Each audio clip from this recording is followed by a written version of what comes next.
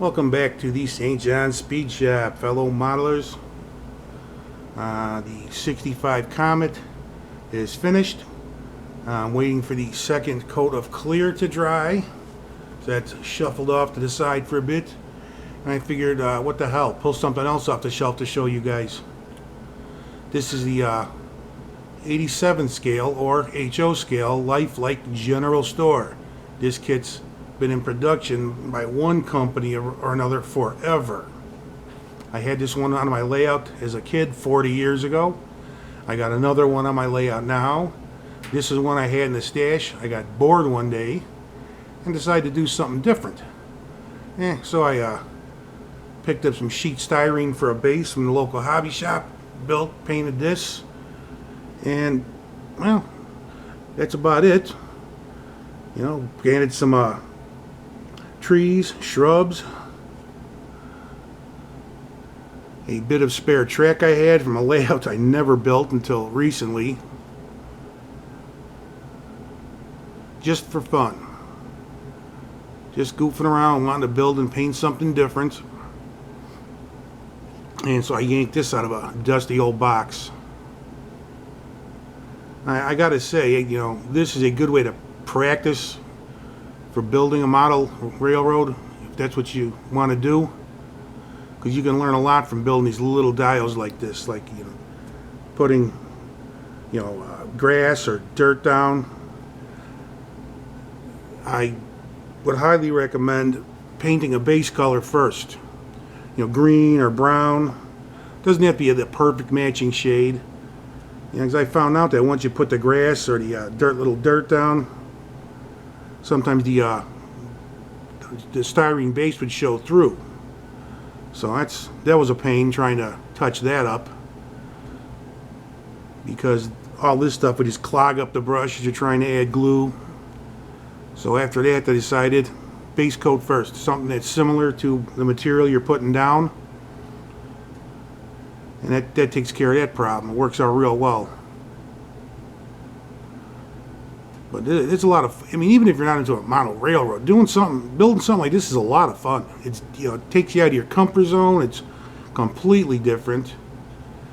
Teaches you use a few different techniques on this. Like the roof is flat black, dry brushed a lighter gray color to make that detail pop. I use some of the Tamiya weathering kits to dirty up the walkways, the ramp behind the joint. And I learned how to ballast railroad track from these. I learned what works and what doesn't. On another little dio I did that I'll have in a future review, I found that it's best to put the dirt down and the ballast on top of it, not the ballast and then try to get the dirt, brushed up against it. It doesn't work. That just makes a mess. That was a disaster, but learn the hard way so you can do it the easy way. To make this little streak of dirt and oil through the center of the track, I used the Tamiya weathering kit for that too, soot powder. And in some cases, when I actually made my layout, I used some kind of black wash, just really thin, without black paint, and just brush a streak down the tracks. Anything to get it look like other than plastic and brass or whatever they're actually made of. But it's this kind of stuff I would highly recommend, and there's no shortage of different kits. Anywhere from old Western style buildings to ultra modern. They make everything. Fast food joints, you name it. And if you like detailing, well, there's no shortage to that either. You'd be surprised the products they make. The only thing I haven't seen is a toilet, but I'm sure they make those too. Yeah, but come out of your comfort zone once in a while. You want to try something different?